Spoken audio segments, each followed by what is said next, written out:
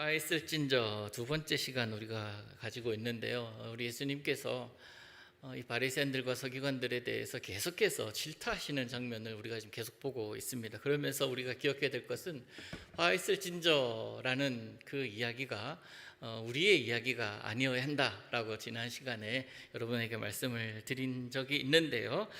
드렸었을 겁니다.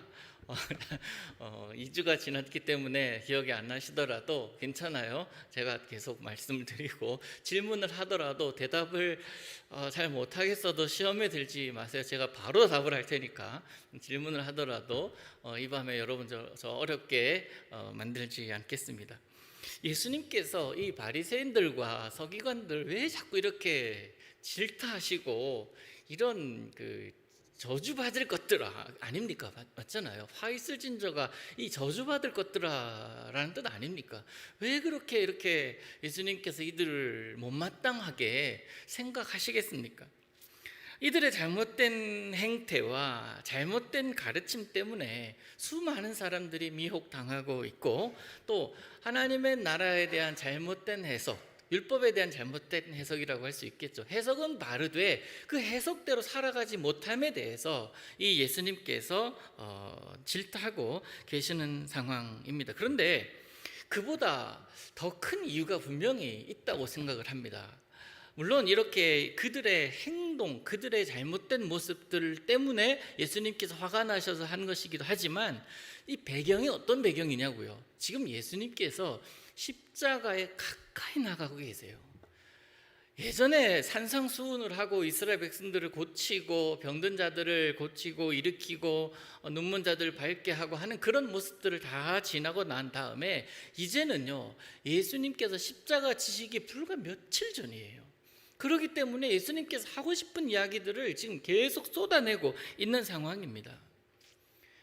겉으로는 참된 지도자였어요. 참된 종교적인 모습을 가지고 있지만 속은 그렇지 않았던 자들,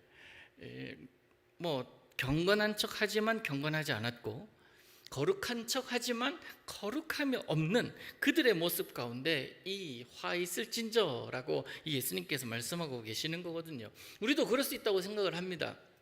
사람이기 때문에 10길 물속은 몰라도 10길 물속은 알아도 1길 사람 속을 모른다고, 그렇죠? 아니면 아니다고 얘기해 주세요. 우리끼리니까 이거 잘못했다고 얘기해 주세요. 모르는 거예요. 사람 마음 모르고 가면 쓸 수 있잖아요. 기분 엄청 나쁜데 웃을 수 있거든요. 그리고 너무 기분 좋은데 포커페이스 할 수 있거든요. 그래서 겉과 속이 다른 모습을 볼 때면 우리는 화가 나잖아요. 그때는 몰랐어도 나중에 이게 잘못된 거짓이었다, 나를 속인 거다라고 알게 된 순간 화가 나지 않습니까? 오늘 본문이 그런 내용이에요. 화 있을진저 외식하는 자들아, 화 있을진저 이 눈먼 인도자들아, 화 있을진저 이런 것들아 라고 이야기하는 내용이 참 많아요. 15절에서 무슨 얘기를 하고 있냐면, 교인 한 사람 얻기 위해서 바다 육지 온 두루두루 다니다가 한 사람 생겼는데 그 사람 생긴 그 자를 지옥으로 보내는 자식들아. 얼마나 이게 예수님이 적나라한 표현을 하고 있는 겁니까? 차라리 냅두면 그대로 살다가 죽을 것을 괜히 끌고 와가지고 고생시키고 잘못된 교육시켜가지고 죽음을 당하는 그런 지옥 자식을 만드는 것들아 라고 이야기를 하니까 예수님이 이 바리새인에 대해서 얼마나 독한 마음을 지금 갖고 말씀하고 있는지 상상이 되시죠? 바리새인들과 서기관들이 이렇게 사람을 데려다가 가르치는데 오히려 낭망하게 한다는 겁니다. 여러분, 복음은 사람으로 하여금 살리게 만드는 거잖아요. 복음을 받아들이면 이 복음이 내 안에 들어온 순간 내가 죽었구나라는 것이 아니라, 물론 예수 안에선 죽죠. 그러나 이 복음이 없었으면 어쩔 뻔했노 라는 마음을 들게 하는 게 복음 아닙니까? 그러면서 내가 이제부터는 새로운 사람이 되었구나, 새 사람이 되었구나, 새 마음을 내가 가지고 살아갈 이유가 있구나, 내가 누구인지를 알게 되었고, 철학적인 이 세 가지 질문, 나는 누구인가, 내가 누구인지를 알게 되었고, 어디로부터 왔는가, 어디로부터 왔는지를 알게 되었고, 내가 어디로 가는지도 알게 되는, 그것이 복음 아닙니까? 그래서 복음을, 살아있는 복음을 내가 접하면 희열이 느끼게 되어 있어요. 복음이 그런 거 아닙니까? 근데 복음 안에는 그것만 있는 게 아니라 채찍도 있고 또 경고의 말씀도 있거든요. 그러나 그 경고와 채찍은 무엇을 위함입니까? 다 바른 길로, 옳은 길로 가게 하려는 하나님의 의도, 그 역할 아닙니까? 그래서 경고의 말씀도 들어야 하고, 때로는 채찍질 당할 때에 예수님께서 채찍질 당하고 바울이 채찍질 당하지만 나도 채찍질 당함을 느낄 수 있어야 되는 거예요. 잘못된 길을 갈 때에 주님께서 이 말씀으로 이렇게 툭툭툭 치실 때에 그 치심을 느끼고 돌아와야 된다라는 거예요. 그게 성도의 가장 필요한 모습이다라는 것입니다. 그래서 강단에서 죄를 선포하고 그 다음에 잘못된 것을 바로잡으라고, 그렇게 살면 안 된다고, 복음은 이렇게 얘기하고 있기 때문에 이렇게 살아야 된다고 이야기할 때에 내 모습을 볼 수 있어야 돼. 이거 나한테 하는 말씀이구나 하면서 받아들일 수 있는 믿음의 이 여유, 내 마음에 그 믿음의 여유가 있어야 된다는 거예요. 엊그제 우리 부목사님 부부랑 저희 부부가 잠시 식사하면서 이야기할 시간을 가졌어요. 이런저런 이야기들 가운데 교회의 안타까움에 대한 이야기도 이런 엄청 거창한 이야기도 우리는 합니다. 이런 고국적인 이야기들을 해요. 다 그런 건 아니에요. 그냥 일시적으로 그런 얘기를 생각이 나서 한 건데, 우리 교회 안타까움이 아니라 교회에 대한 안타까움이에요. 그 중에 하나가 뭐냐면 상실된 것에 대해서 이야기를 좀 해봤는데요. 아쉬운 것 중에 하나가 바로 치리가 없어졌다라는 거예요. 성도의 잘못에 대해서 지적하는 것이 지적으로 끝나고 그냥 잘하겠지 하면서 그냥 넘어가는 그런 모습이 팽배하다라는 겁니다. 예전엔 잘못했으면 그 3개월 동안 수찬 정지, 6개월 동안 직무 정지 이런 것들이 있었거든요. 그런데 지금 그거 하면은요, 어떻게 반응하겠습니까? 교회가 여기밖에 없냐고요. 그러면 교회가 여기밖에 없어서 그 마음을 힘들게 하거나 마음 어렵게 하면 다른 교회 찾지 그러면 그 다른 교회는요, 우리 교회는 그런 거 없으니까 일로 오세요라고 해요. 그러니까 한 사람이라도 소중하니까 지적을 못해요. 이 모습이요, 주님께서 원하시는 모습일까? 목회자로서 굉장히 큰 고민 가운데 하나입니다. 다행히도 목회자에 대해서는 아직까지는 교단 차원에서의 징계가 있긴 합니다. 그래서 그 징계를 받으면은요, 총회에 참석할 수 있는 자격이 박탈이 되기도 하고, 때로는 강단에서 말씀을 전하거나 성만찬을 집례하는 것도 중단을 시켜요. 그런 잘못된 것에 대해서는요, 재판국에서 판결을 내립니다. 어느 정도 하지 마라. 그러니까 소위 하지 말라는 거예요. 강단에서 내려오라는 거예요. 뭔가 잘못했을 때, 그게 명백하게 밝혀졌을 때 이야기입니다. 근데 성도에게 있어서는 그 모습이 사라진 거 맞잖아요. 장로님 그렇지 않습니까? 그렇게 됐을 때요, 그러면은 우리 중직자들 모여가지고, 당에 모여가지고, 공동회에 모여가지고 이 사람에 대해서 어떻게 판단할까요? 성경에는 이렇게 얘기하고 있는데 이렇게 하겠습니다라고 결의하십시오. 동의합니다. 동의합니까? 제청합니까? 물어봤을 때 누가 동의해요? 누가 제청하냐고요? 나도 다 들키지 않은 죄인일 뿐인데. 교회가 그런 것들이 사라져. 그러면서 어떻게 교회가 정의, 그리고 그 팩트보다는 관용, 그거를 더 많이 씁니다. 교회의 중요한 일을 결정하거나 또 그러한 문제들이 있을 때 그냥 넘어가는 모습들을 보면서 교회가 이런 거지 교회가 하나님의 영광을 위하여 있는 것이 아니라 사람 입장 생각하며 있게 되어가는 거예요. 그러다 보니 어떻게 됩니까? 교회의 본질을 잃어버리고 말아요. 그러니까 중직을 맡은 이들이요, 말씀대로 살지 않아도, 죄송합니다, 여러분 가운데는 있는 것이 아니라서 제가 말씀드리는 거예요. 그렇게 살지 않아도 아무런 제재가 없어요. 의무를 다하지 않아도 아무런 제재가 없다고요. 그러면서 교회의 중요한 일들을 결정해요. 말씀으로 살아감보다, 말씀으로 치열하게 싸워서 이겨냄보다 교회가 유지되는 게 우선이 된 시대, 그게 오늘 우리들의 시대라고 생각하니까 아찔한 거예요. 너무 마음이 또 아픈 거예요. 여러분, 다른 모든 것도 그렇지만 교회도요, 결코 말씀보다 앞서서는 안 됩니다. 뒤집어 말씀드리면 말씀보다 앞설 수 있는 것은 단언컨대 세상 어디에도 없다고요. 교회 머리는 주님이시니까. 그죠? 교회 머리이신 주님보다 몸이 먼저 반응해서는 안 되지 않습니까? 여러분 한번 생각해 보셔요. 교회에 말씀보다 앞설 수 있는 게 뭐가 있습니까? 마이크 잡고 있는 제가 말씀을 뒤로 한 채 제 말을 할 때에 여러분 제 말이 말씀에 입각하여 맞다 하면 순종하세요. 그러나 아무리 말씀을 찾아도 저 말은 없단 말이에요. 그러면 순종하지 않아도 됩니다. 않으셔야 해요. 담임 목사 말이 제일 우선이 되는 교회는요, 그 교회 위험한 교회예요. 담임 목사 교주가 되는 거예요. 그러면 담임 목사도 죽고 성도도 죽고 교회도 죽게 돼요. 여러분 어떤 교회 다니시기를 원합니까? 당부드리기는 그런 교회 다니지 마세요. 그런 교회 또 만들지 마십시오. 또 말씀보다 교회 내규가 앞설 수도 없는 거예요. 그래서 말씀이 말씀하는 대로 우리는 행해야 하는 겁니다. 그러기 위해서는 뭐가 필요합니까? 교회에 말씀을 깨닫는 자들이 필요해요. 말씀 어떻게 깨달아요? 기도하면서 깨닫죠. 말씀 많이 읽으면서 깨닫죠. 그 말씀을 내 말씀으로 받아들이면서 그렇게 살아내려고 노력하는 자들이 많으면 많을수록 교회는 든든히 서가는 법입니다. 그리고 그런 자들이 중요한 결정하는 곳에 있어야 되는 거예요. 기도하면 자신의 부족함이 보입니다. 그래서 말씀 가까이 하게 되고 더 기도하며 하나님 음성을 들으려고 애쓰는 거예요. 그러다 보면 말씀이 말씀하는 대로 움직이려고 하잖아요. 그게 올바른 성도의 모습이고 올바른 교회의 모습이 아니겠습니까?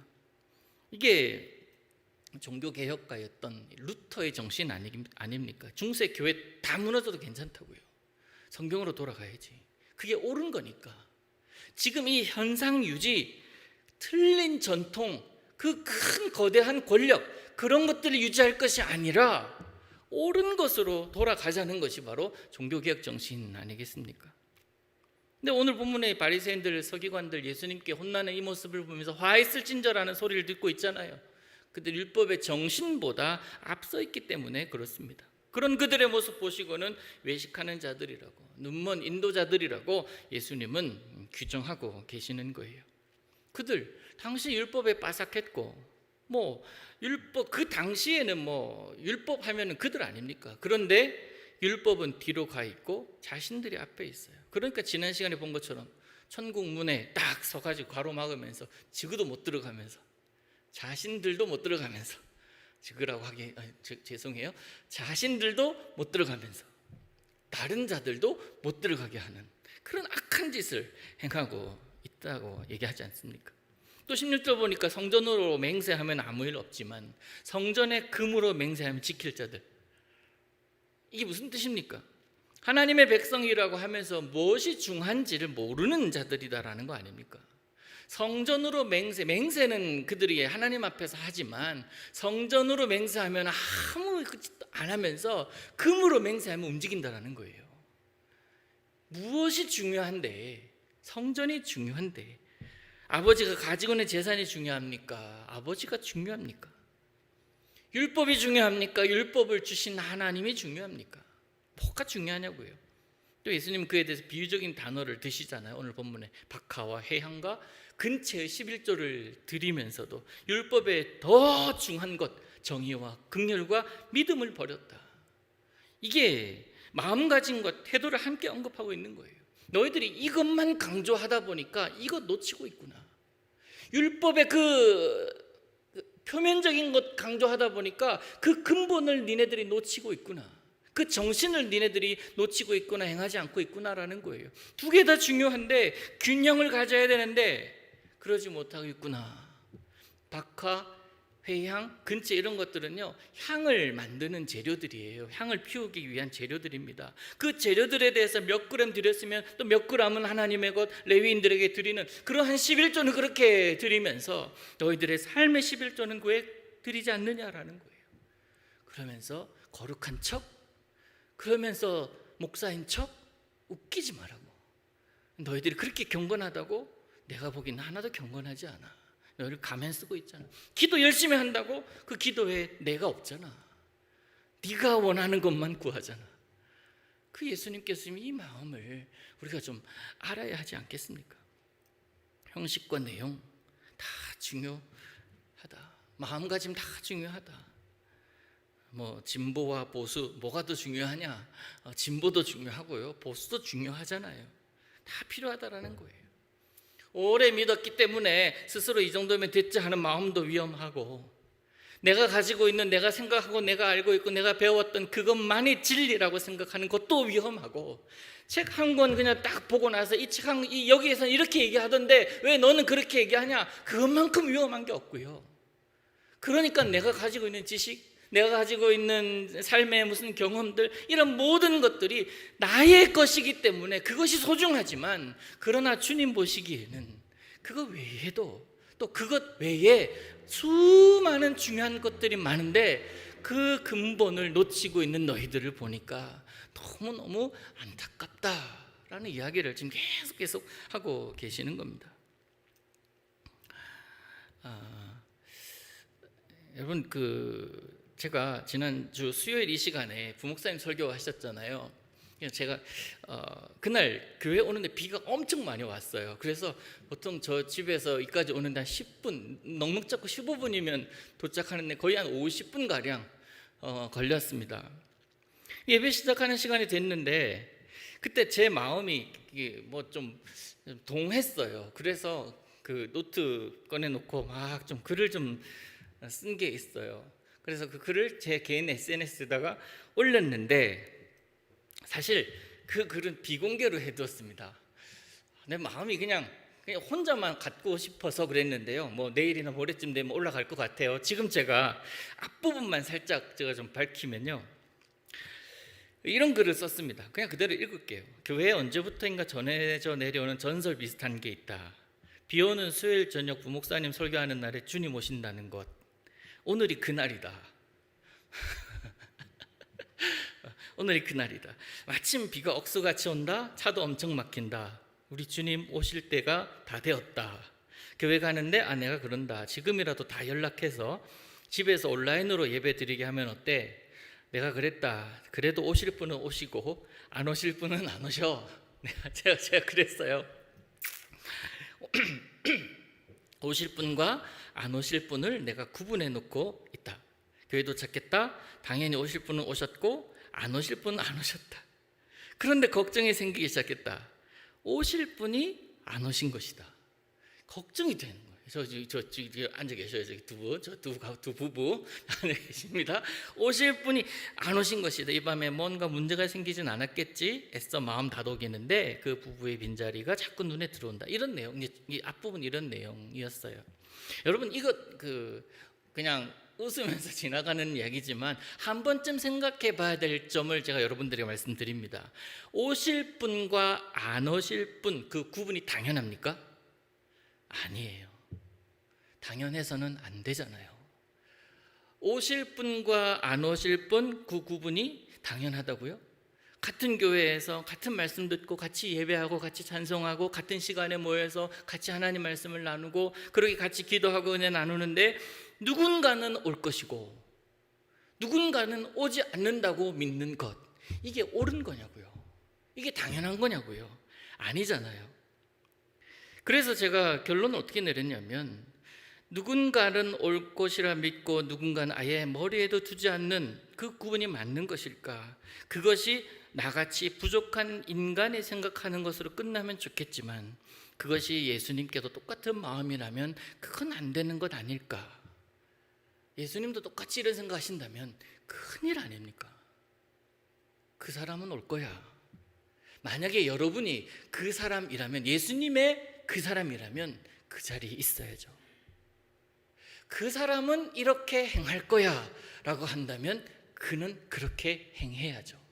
예수님이 그렇게 믿는다면. 그래서 신앙생활이라는 이거예요. 내 기준이 아니다라는 거예요. 내 기준이 아니라 말씀이 기준이 되어야 되고, 예수님이라면 어떻게 하실까? 예수님이라면 내가 어떤 모습을 보이기를 원하실까 할 때에 그 예수님이 원하시는 모습을 내가 행하는 것이 바로 신앙생활이다라는 거예요. 우리가 신앙생활 잘 하고 있잖아요. 신앙생활 열심히 하고 있잖아요. 누구보다 오래 신앙생활을 하고 누구보다 더 제일교회를 잘 한다고 할지라도 조금 전에 말씀드렸듯이 말씀보다 앞설 수 있는 사람은 한 사람도 없고 예수님보다 옳은 것이 어떤 것도 없음을 우리는 잊지 말고 살아가는 것. 그러기에 모든 순간, 모든 결정, 모든 판단은 누구에게? 예수님께 맡기는 거예요. 그리고 나는 생각하는 거 아니에요. 나는 계산하는 거 아니에요. 나는 그 계산대로 이렇게 해서 이렇게 딱 나왔으니까 넌 이렇게 해라고 하는 그 하나님께서 계산하시고 난 다음에 이렇게 해라고 하면 네 주님 하면서 행하는 것, 그게 신앙생활이다라고 말씀드리지 않았습니까? 나는 계산하는 게 아니더라는 거예요. 뭐만 한다? 하나님의 뜻을 나에게서 이루어지게 해달라고 기도하는 것밖에 없는 거예요. 그러면서 그 기도가 내 삶에 이루어지도록 내가 여호수아에게 주셨던 하나님 말씀, 마음을 강하게 하고 담대히 하라고. 요즘 그 말씀이요, 제 마음속에 얼마나 있는지 몰라요. 이 여호수아 1장 6절에서 9절 말씀 계속 머리에서 돌아가는 거예요. 마음을 강하게 하고 담대히 하라고. 계속 그렇게 말씀하시는데 왜 자꾸 그 말씀을 주시는지 모르겠어요. 그럼 결국 이거더라고요. 신앙생활을 하려면 마음 강하게 하고 담대히 하는 것 외에는 방법이 없더라고요. 세상 속에서 얼마나 많이 유혹을 하고 얼마나 많이 나를 무너뜨리려고 하는데, 그런데 그것을 이겨낼 수 있는 비결이 뭐냐면 이 율법의 말씀이더라고요. 그런데 그 바리새인들과 서기관들은 이 율법을 이용하고 있잖아요. 그러면서 자신의 권한, 자신의 권리, 자신의 이득을 위해서 살아가다 보니까 예수님께서 그 모습 모르시겠습니까? 하나님이신데 이런 화 있을진저 라고 얘기하실 수밖에 없죠.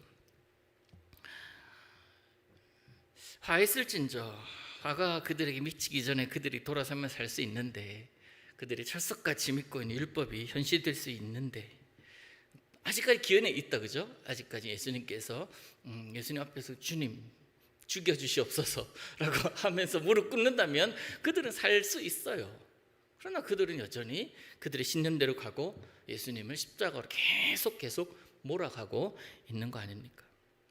여러분, 극단적인 질문 하나 드릴게요. 여러분, 오늘 죽으면 천국 갈 수 있다고 확신하십니까? 이 질문에 네라고 생각하시는 손 들어보세요라고 하면 아마 다 들으실 거예요. 번쩍 들기는 좀 옆에 사람 눈치 보여서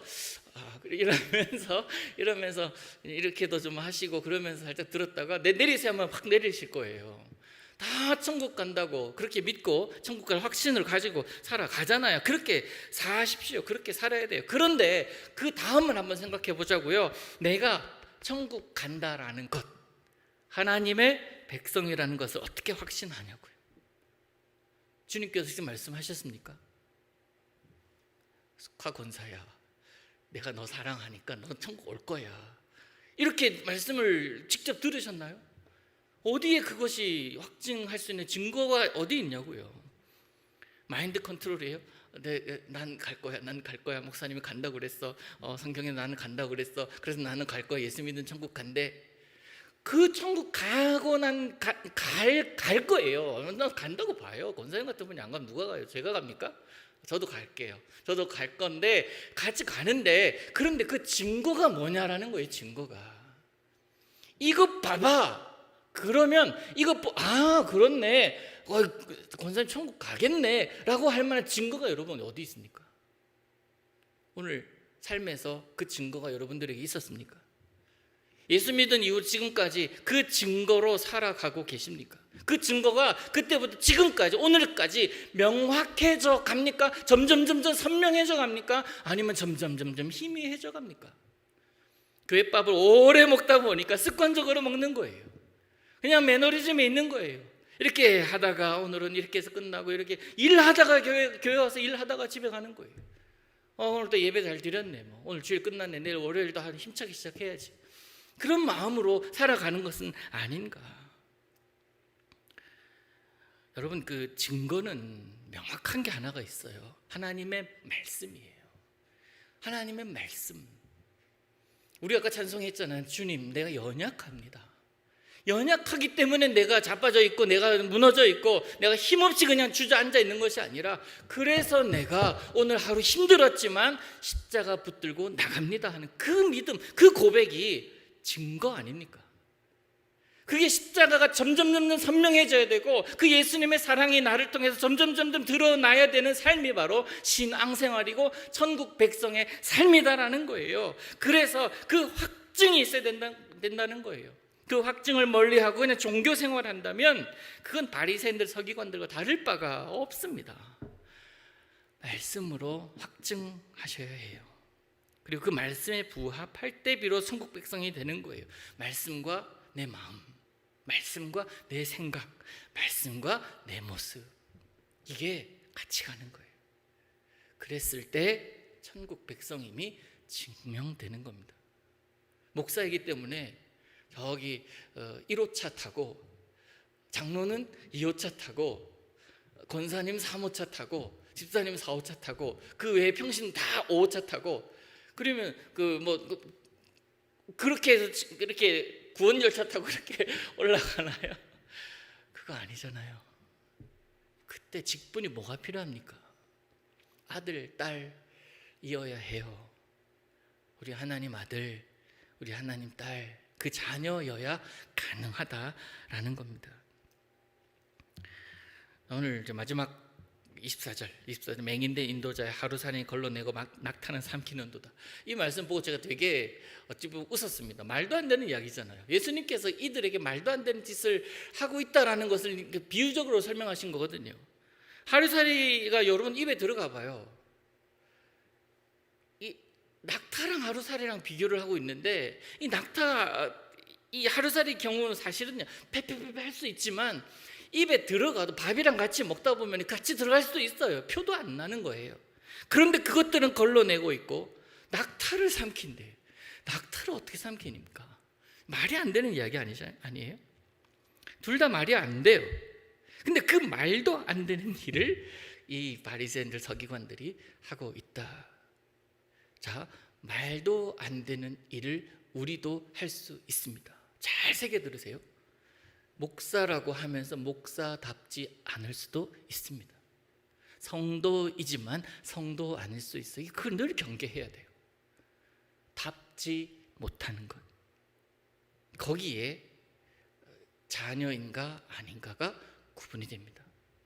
하나님의 뜻, 하나님의 향기, 예수님의 그 모습이 내게서 나타난다면 다운 거예요. 하나님 다운 거예요. 나를 통해서 예수님을 느낄 수 있으니까, 하나님을 느낄 수 있으니까. 그런데 그렇게 살아내지 못하고 내 냄새만 일으킨다면 그건 하나님의 자녀라고 하기가 어렵지 않나. 그가 바리새인이었고 서기관들이었다라는 것입니다. 사랑하는 성도 여러분, 예수님께서 귀하다 여기신다면 그것 귀하게 여기시길 바랍니다. 예수님께서 중요한 거야 라고 말씀하신다면 내가 보기에 별로 중요한 것 같지 않아도 중요한 거구나 라고 여기셔야 합니다. 내가 그렇게 중요하고 노심초사 그것 위해서 살아가지만 그거 그렇게 중요하지 않은데 왜 거기 그렇게 마음이 가 있냐라고 한다면 한 발짝 물러날 수 있는 순종의 마음도 필요합니다. 그렇다면 우리 예수님께서 무엇을 중히 여기시고 계시는지를 알아야 하지 않겠습니까? 어떤 것을 우리 예수님께서 중요시 여기나 분별하는 것이 우리 성도에게는 반드시 필요한 거예요. 판단은 주님이 하십니다. 그저 나는 그냥 순종할 뿐이에요. 오늘도 우리 신앙생활이 이랬으면 좋겠습니다. 바리새인들 서기관들에게 말씀하셨던 이 외식하는 자들아, 이 눈먼 인도자들아가 아니라 참으로 귀한 사랑하는 자들아, 내 사랑하는 자들아 하는 주님의 음성을 들으면서 매일매일 살아가시는 우리 되기를 우리 주님 이름으로 축복합니다.